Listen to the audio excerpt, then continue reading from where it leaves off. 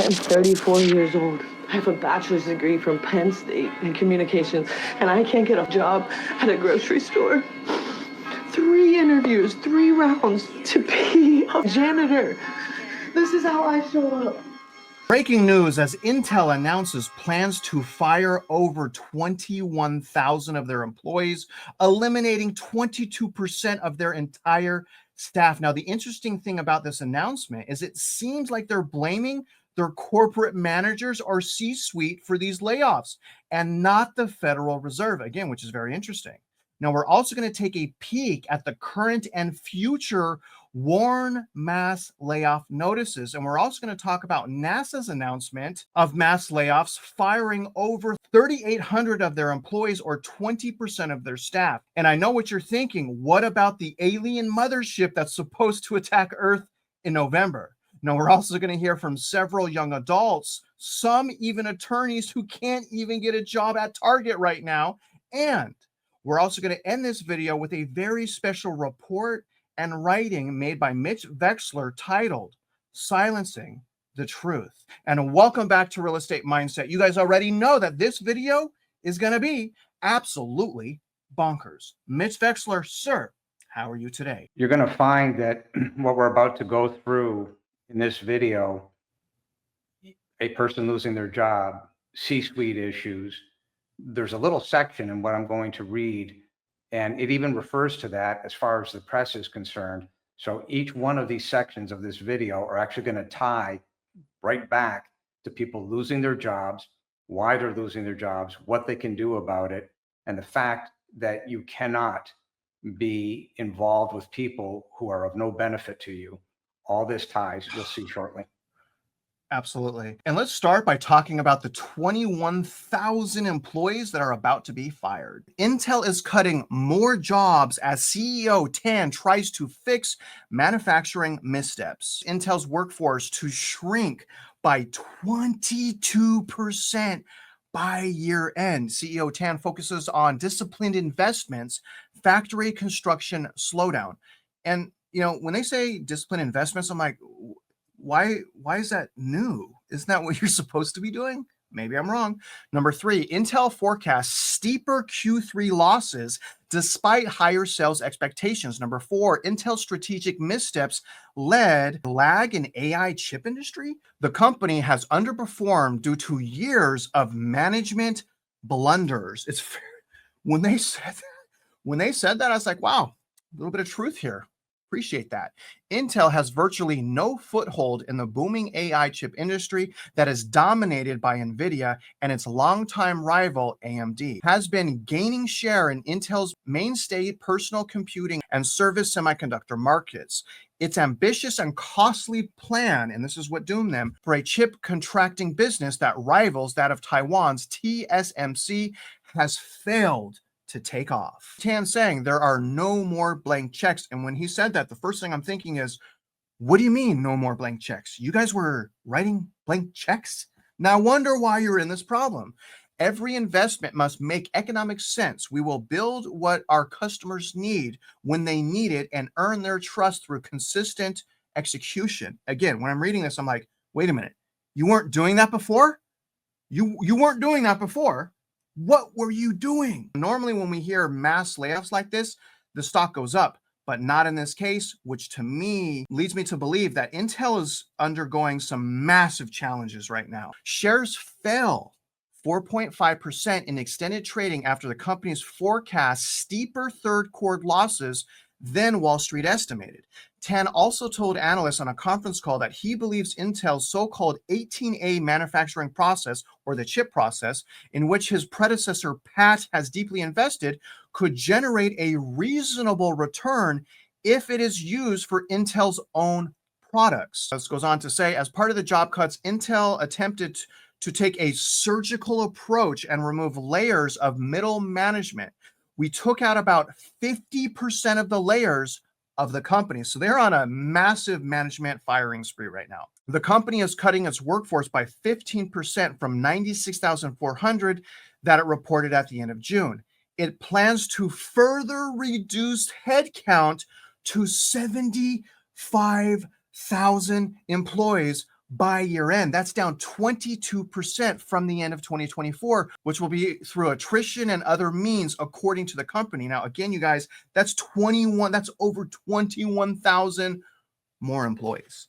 That's insane. They may be overspent on 18A, but I think this is the painted picture of a new fiscally disciplined base that they're going to go from here. I think this is the right approach. And again, I'm going to say, weren't you supposed to be doing this the whole time? Before we go to Mitch, let's listen to some boots on the ground video of a young adult in the job market right now that cannot get a job. This reminds me of exactly what happened to me in 2009.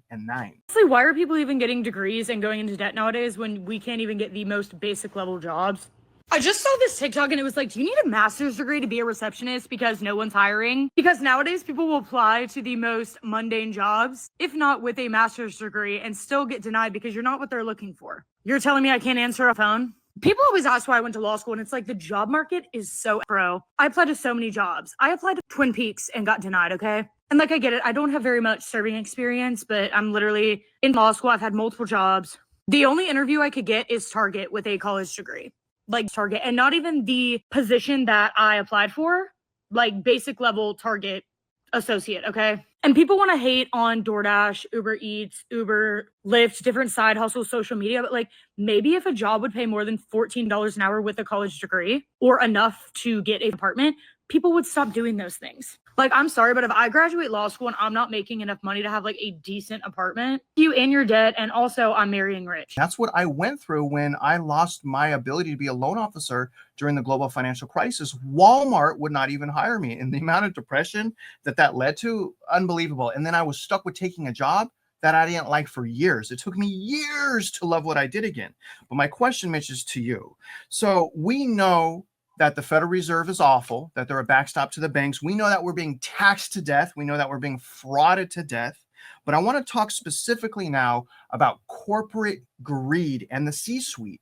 Can you articulate to the viewers how, again, we already know about these other problems, but can you articulate how corporate greed is also a problem? And that's in reality what's leading to a portion of these layoffs. Corporate greed is something that's tangible and it's palpable, but it's in multiple places. It's not just the amount of money that goes to a CEO because that company went and bought another company.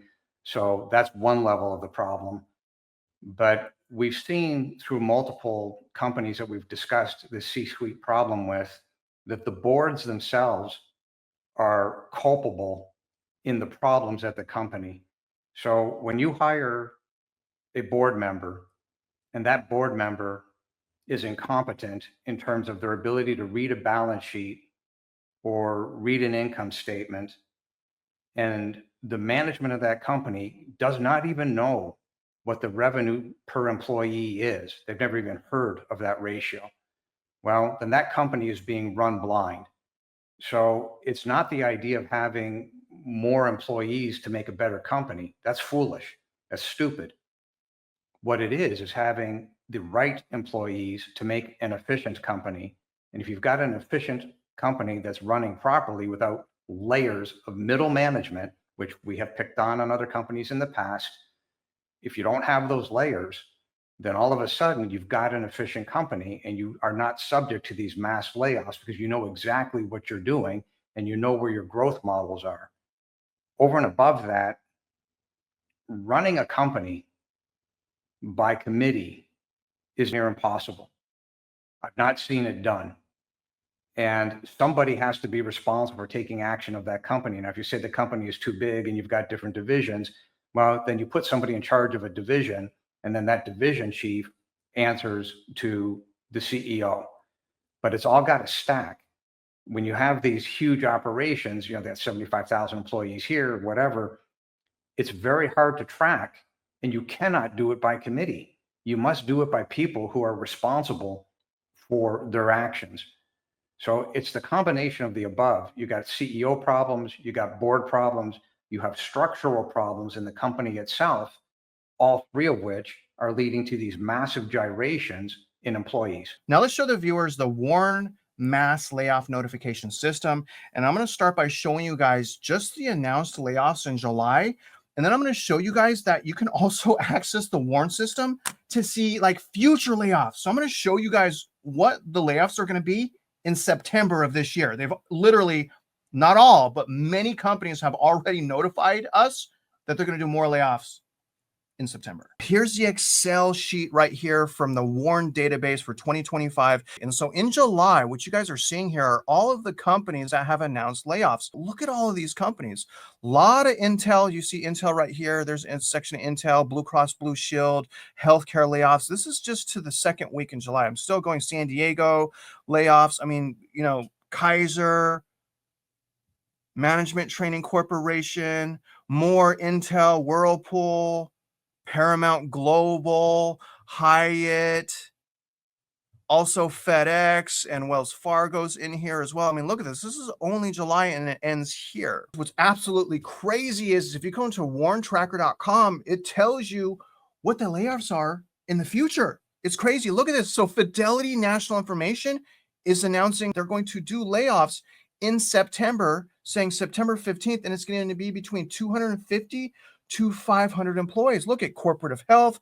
Jack in a Box is about to announce layoffs. Indeed, Quality Food Centers. Look at Microsoft. Look at this, guys. Microsoft, August 31st, is going to lay off 10,000 people. It says it right here. So if you want to see what's going on in the employment market, just go to the Warn Tracker, and it's going to show you. Look at Amazon Fresh. August 19th is going to do layoffs. This is crazy, you guys. I mean, there's so many people. TikTok, even TikTok's going to do layoffs. This is saying TikTok's going to do layoffs on Monday, the 28th. Look at that. So we'll see on Monday if they do layoffs. Kroger, True Value. I mean, this is crazy. Wells Fargo. Here's another Wells Fargo. And this is just September, the end of September. Look at this is still September. Look at this.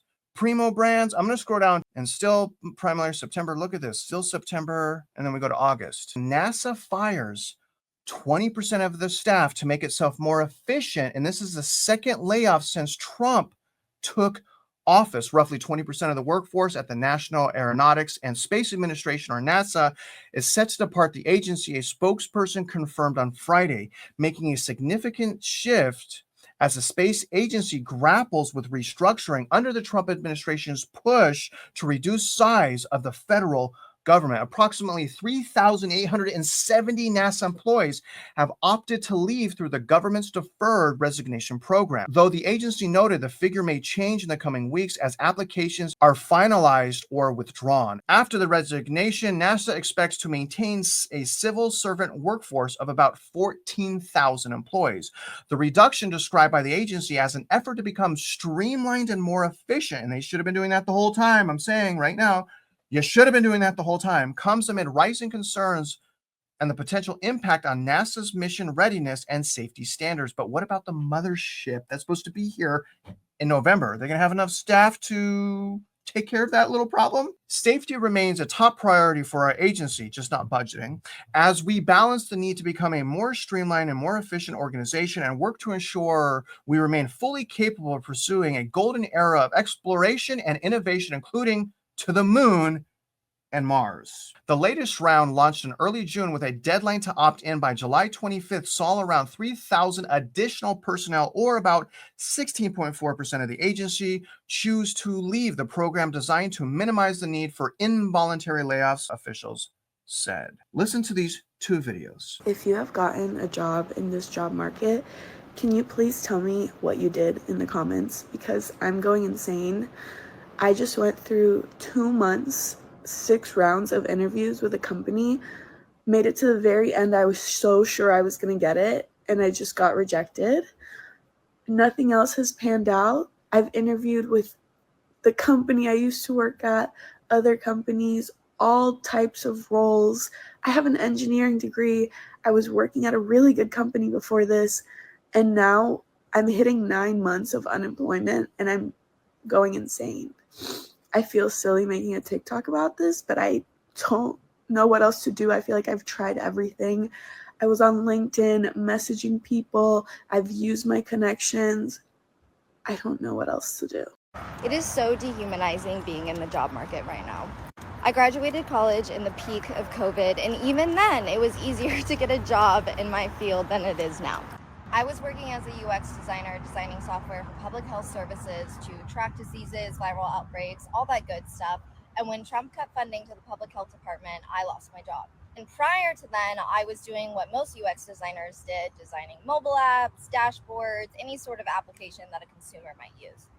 I've been working as a product designer for 5 years. I should be able to just apply for a job and get it, or get an interview at the least. But it's gotten to the point now where you apply to a job and you don't even get a rejection. You just hear nothing back at all. And a lot of these jobs too will ask for someone with 5 years of experience, but then they're paying an entry-level salary. I'm sorry, but in the tech field, when you've reached 5 years, that is not entry-level anymore. You're telling me that you want me to research, design, lead a team, animate, code it, be a unicorn, all for $70,000 a year? In New York City? I don't think so, baby. Flip side, if you apply to an entry-level job, you're overqualified and you don't get it. But then they're not hiring people out of college because they can get AI to do that job. Feels like it just doesn't matter anymore. You can do everything you're supposed to do. Go to college, get good grades, go to graduate school, get a job, and then have years of formal experience, and then it's still not enough. I think the fact of the matter is it takes nepotism or knowing someone to get a job now. But in reality, the people who you know are too busy and stressed out about their own job security to even help you. I am such a well-connected individual in New York City, but it doesn't even matter because everyone is fighting for their life right now. It doesn't matter if you're entry level, mid-level, senior, director, everyone is just fighting to survive out here. And with the rise of AI coming for jobs, even though a lot of AI can't do these jobs, companies are choosing to get AI to do them anyways, though just because it saves them a buck, when in reality, it's all gonna cost us so much more in the long run. As you guys can see, it's not all rainbows and unicorns in the labor market. Like, again, mainstream media, and unfortunately the administration is saying it is. There are people right now that are desperately looking for a job that cannot find any, and their unemployment is running out. You guys, I'm telling you, this is the exact same thing that happened to me. The only difference is from when that happened to me to right now is everyone is lying about what's happening right now. At least when it was happening to me, everyone knew about it. Right now, everyone's lying about it. Which brings me to you, Mitch.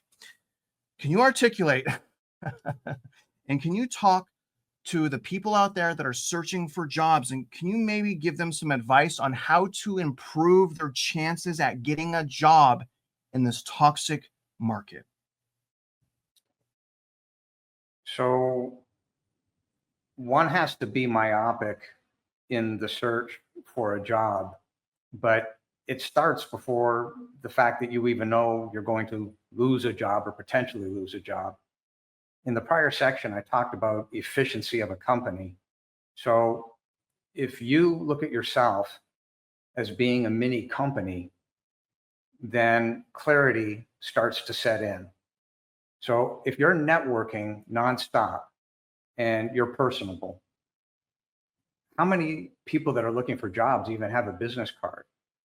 How many of those people that are looking for jobs will ask whoever they hand that card to, here, take a couple extra, pass them out to people that you know.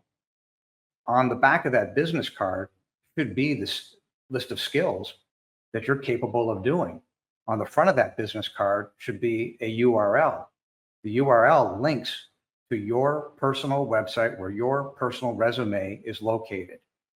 And although this is going to sound harsh, nobody cares the fact that you like to go bungee jumping. It's not relevant. Don't do that. The reason for the website and the reason for the resume is what can you do for people who would hire you or companies who would hire you. No BS, straight facts. And when you're on these websites saying, well, I'm looking for jobs, et cetera, you don't have the time not to be myopic in the search for that job. So staying away from people who will distract you and distract you from the mission, which is the efficiency and the execution of finding that job. Staying away from anybody who could distract you is a necessity. Yes, that sounds tough, but this is your future. This is your money. This is your livelihood. And the key word there is you're responsible. If you look at yourself as a mini company, you are responsible. We're going to move on to our third segment, which is a report and write-up from Mitch titled Silencing the Truth. So if you guys can, take a seat, listen to what Mitch has to say. It will be linked in the description. This document was put together as I've asked for a meeting in Washington with the FBI. And this document ties to the black letter of the law. So consider it phase 1, phase 2. What we're really doing here is creating a box that no chief appraiser, no CAD, none of the co-conspirators can get out of, because everything that's in this document is actually linked, and all those links go to additional evidence. Silencing truth. In furtherance to the prior black letter of the law article 72325, this is the control document, Silencing the Truth, for a meeting which I did request in Washington. Silencing the truth, the high cost of honesty in an intentionally corrupt ecosphere. Imagine a confined world of misfits where uncomfortable truths like state law, federal law, uniform standards of professional appraisal practice, mass appraisal standards, which require adherence and demand reflection, investigation, thought, and humility, are completely ignored in favor of subverting the rule of law by customizing software to the point of no uniformity of application of the law between the CADs, no uniformity of application of the law or appraisal methods between the properties within the CADs, property subcategories, property cards, property valuation studies, all being rigged to increase value outside the confines of any appraisal law or method. And when questions are asked by the property owners, they are met with ridicule, disdain, assault and battery, and criminal trespass. In this world, the property owners who know the truth based on their area's median household income and their personal income are up against, in quotations, our opinion is the clear and convincing evidence, end quote. And again, in quotations, we took 60,000 properties outside of the database in Excel, manipulated them, and put them back, end quote. These are lies, criminal activity, accounting fraud, bond fraud, and dozens of violations of law. As I go through this document, you'll see several links to all the evidence that follows the paragraph above. The criminal conspiracy to defraud, these are the presentation boards of who did it, how they did it, the methods, and the ramifications. In addition to that, we even have the wheel of fraud as part of those presentations. There's a mountain of evidence at mockingbirdproperties.com/more/documents. We've opened that up for public viewing. Property owners are not welcome, but targeted as enemies of status quo. Rather than prompting consideration by those who signed an oath of office, these truths are greeted with a smug laughter for the purpose of instilling fear into the public as a weapon to deflect from their accountability and silence dissent. The revelations of those who are capable of exposing the truth, no matter how meticulously documented, are dismissed before they are even heard, and in the Mavex case, are not allowed to be heard in court, more than likely until such time as Mavex is at the U.S. Supreme Court.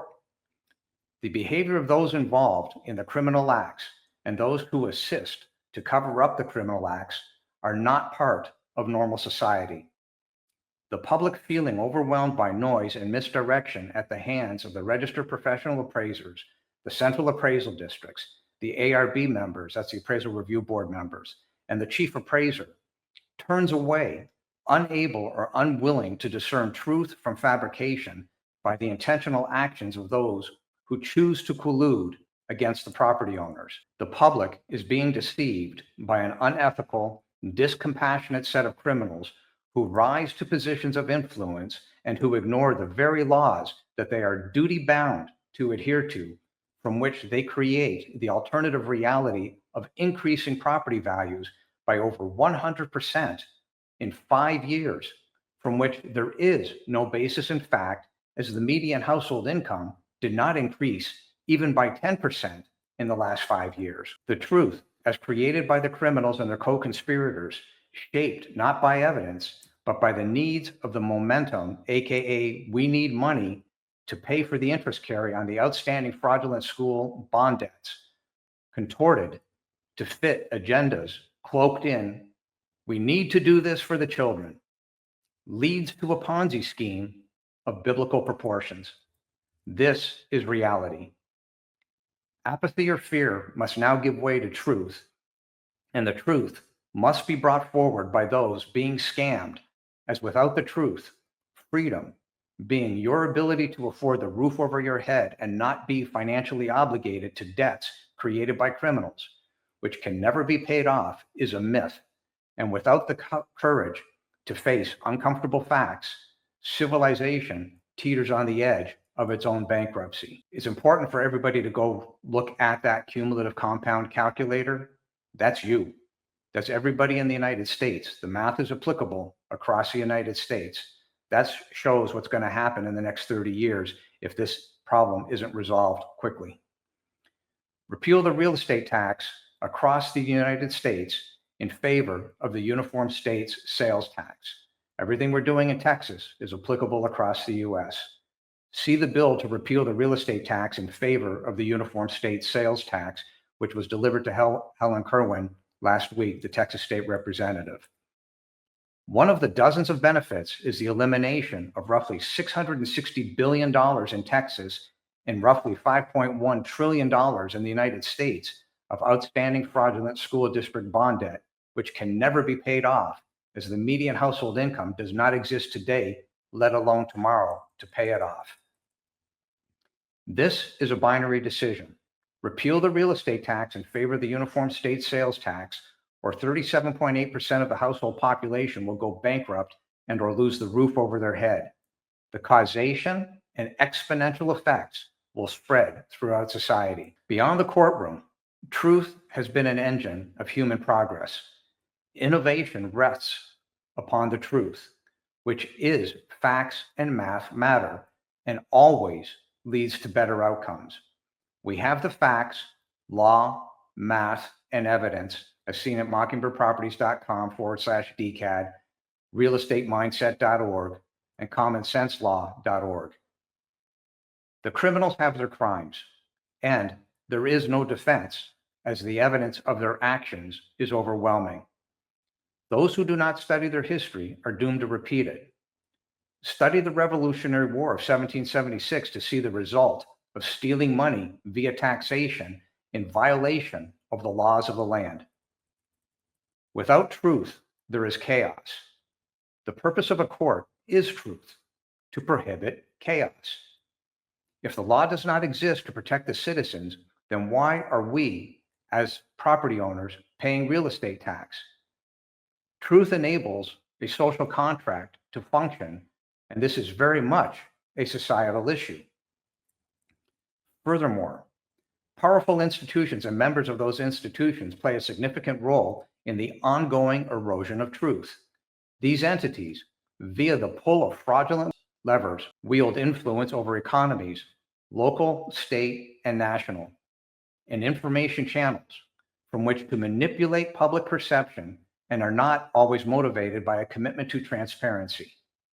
Instead, many are driven by short-term profit, political expediency, or preservation of power, even when those goals come at the expense of honesty, accountability, and on the back of mom and pop, whose value in their home via buildup of equity through amortization has been equity stripped as a result of overvaluation and overtaxation, and further equity stripped into the future.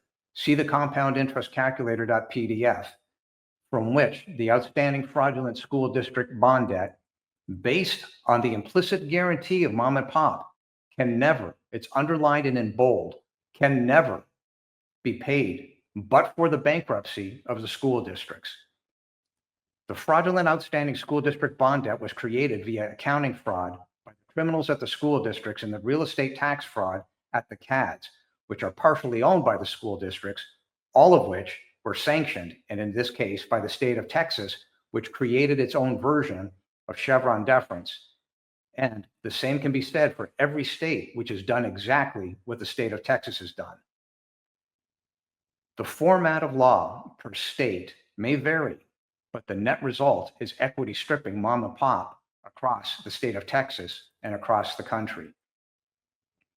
No person in the history of the United States has ever signed a single document that states they are willing to go bankrupt to support their local school district, meaning there is no such thing as an implicit guarantee, and property owners have been duped by nefarious actions of criminals.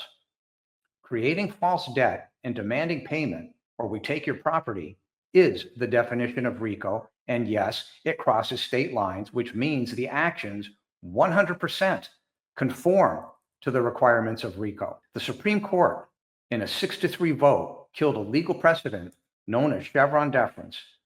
The deference, set in 1984 in a case involving the oil giant Chevron, gave federal agencies wide powers to interpret laws and decide the best ways to apply them.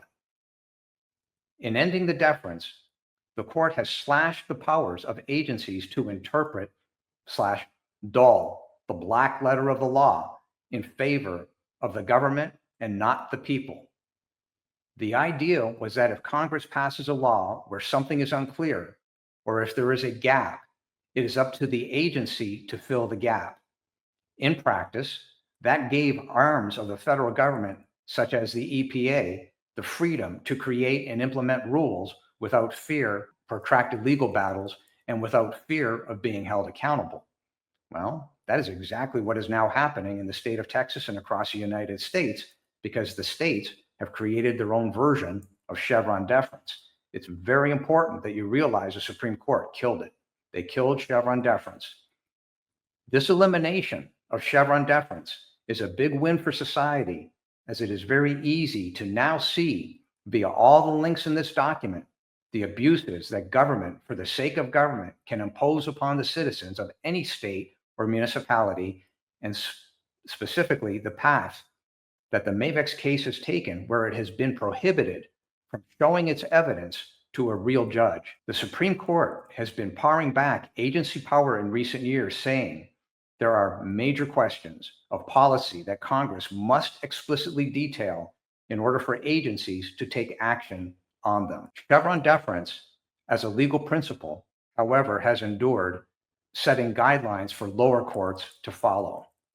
On June 28, 2024, 1 year ago, the Supreme Court delivered the final blow to Chevron deference and killed it. Truth becomes an inconvenience and an obstacle for institutionalized criminality and malfeasance.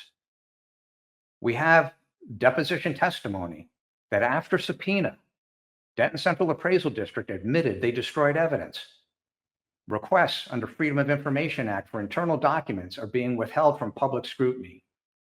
Well-funded public relations campaigns are launched to and by such moronic mouthpieces as senators who make statements not founded in fact, but designed to instill fear and cast doubt on credible evidence, or to cover up what they know as officers of the court are crimes.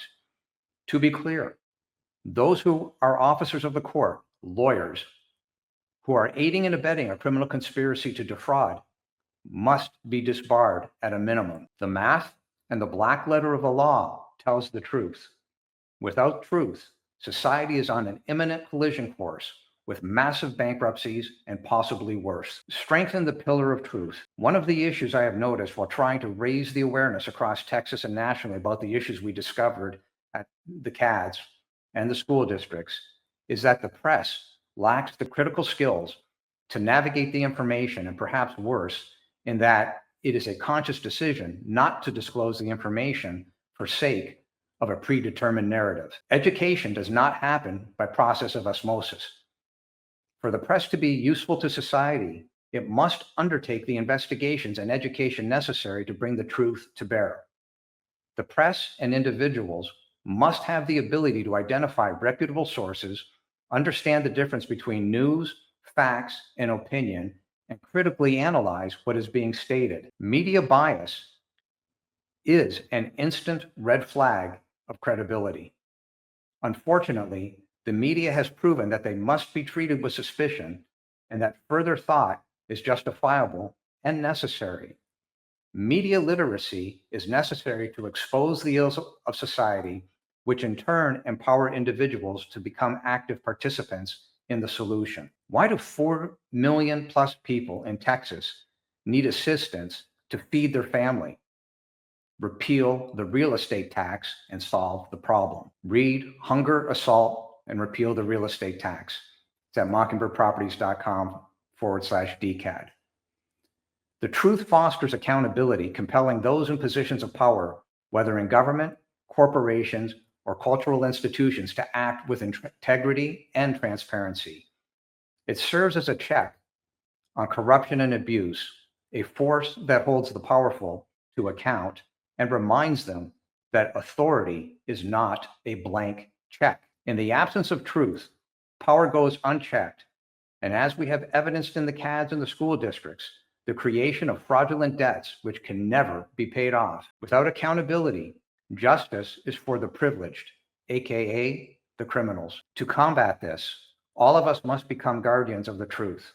This means holding institutions accountable when they sacrifice honesty for convenience, profit, or political advantage. It means demanding transparency and resisting the normalization of spin and subversion. It means protesting your taxes and filing suit against the criminals, joint and severally liable when appropriate. Moreover, we must commit to cultivating critical thinking. The truth, math, and law requires the repeal of real estate tax in favor of the uniform states sales tax. Stop the equity stripping of mom and pop and restore their balance sheet such that they own the land beneath their asset. Mitch, that was absolutely fantastic. To the viewers, once again, there's going to be a special link with that document if you want to follow the link to the document. You can also access the evidence through the links in the document. Everything is going to be in this video's description. And other than that, if you guys are out there investing in your education, trying to figure out life, you guys already know we wish you luck and we hope you win.